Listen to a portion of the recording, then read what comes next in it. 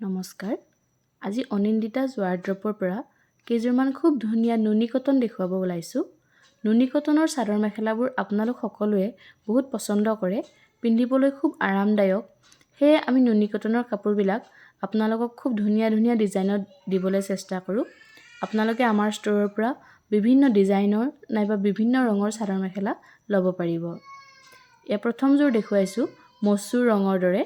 মচুৰ ৰঙত পাৰ্পল আৰু কফি ৰঙৰ সূতাৰে কাম কৰা হৈছে। যোৰ খুব ধুনীয়া নুনি কটনৰ চাদৰ মেখেলা। আন এযোৰ দেখুৱাইছোঁ আপোনালোকক লেভেণ্ডাৰ কালাৰত, পাতল লেভেণ্ডাৰ কালাৰত বক্স ডিজাইনৰ বুটা বচা হৈছে। চাওকচোন, খুব চিম্পুল আৰু গৰ্জিয়াছ হয় এই কাপোৰবিলাক, পিন্ধিবলৈ খুব আৰামদায়ক। ইয়াৰ এনেকুৱা বক্স ডিজাইন থাকিব। আন এযোৰ দেখুৱাইছোঁ আপোনালোকক পাৰ্পল কালাৰত, ৰেড পাৰ্পল টাইপ ডুৱেল টনৰ হয় এই কাপোৰযোৰ। খুব ধুনীয়া এযোৰ নুনি কটনৰ চাদৰ মেখেলা। এইখন হৈছে চাদৰ, লগত থাকিব মেখেলা, চাইড পটি, ব্লাউজ পিচ সম্পূৰ্ণ থাকিব। আন এযোৰ দেখুৱাইছোঁ হালধীয়া ৰঙত, মচুৰ হালধীয়া ৰঙৰ, তাত পিংক কালাৰ ৱৰ্ক কৰা হৈছে, গুলপীয়া ৰঙৰ কাম কৰি দিয়া হৈছে। এইখন হৈছে মেখেলা। আন এযোৰ দেখুৱাইছোঁ আপোনালোকক বগা ৰঙৰ চাদৰ মেখেলা। বগা ৰঙত কপাৰ গুণাৰে ৱৰ্ক কৰা হৈছে। এয়া চাওকচোন, তামৰ গুণাৰ কাম কৰা এযোৰ খুব ধুনীয়া নুনি কটনৰ চাদৰ মেখেলা।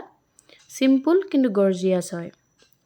আন এযোৰ দেখুৱাইছোঁ আপোনালোকক ৰয়েল ব্লু কালাৰত, সম্পূৰ্ণ নীলা ৰঙত। নীলা ৰঙত হালধীয়া সূতাৰে কাম কৰা হৈছে। এযোৰ বৰ ধুনীয়া নীলা ৰঙৰ মিচিং ছেট। আন এযোৰ দেখুৱাইছোঁ পিংক কালাৰত, গুলপীয়া ৰঙৰ। গুলপীয়া ৰঙত ডাঠ গুলপীয়া ৰঙেৰে কাম কৰা হৈছে। আন এযোৰ দেখুৱাইছোঁ হালধীয়া ৰঙত নীলা ৰঙৰ হালধীয়া ৰঙত ৰঙা ৰঙৰ বুটা বচা খুব ধুনীয়া চাদৰ মেখেলা, সৰু সৰু বুটা থাকিব।